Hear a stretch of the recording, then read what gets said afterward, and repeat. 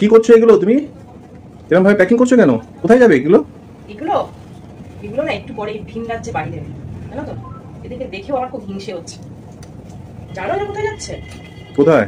আর 2 ঘন্টা পরে আমার এই মাথার উপর দিয়ে হুশ করে চলে যাবে একদম সোজা ত্রিপুরাতে গিয়ে ল্যান্ড করবে। তাই জন্য এগুলোকে বেশ সুন্দর করে গুছিয়ে এই বক্সে প্যাকিং করছিল, যাতে এরা সেফলি ওখানে পৌঁছতে পারে।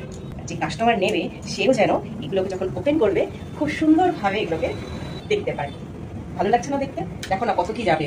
এটা হচ্ছে আইরিশ ক্যাপুচিনো, এটা royal mango pastry, butter Scotch আছে, চকো ফ্লেভার আছে, রসমালাই যাবে, এরপরে আছে প্যাটিস মানে তোমার আছে নন ভেজি সেভরি যে আছে, ইন্টারনেট যাবে, চিকেন স্প্রিং রোল যাবে, তোমার এটা ছাড়াও যাবে আর কি জানো, ও হ্যাঁ ফিশের একটা আইটেম যাবে, জানো তো, কাসুন্দি ফিশ, ওইটা কিন্তু যাবে।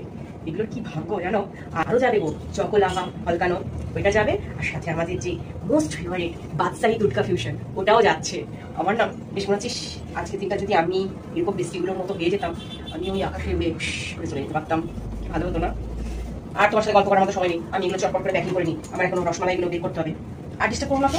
সাথে 2টো চকো চিপ কুকিজ আর ডেট ওয়ালনাটস কেকও আছে।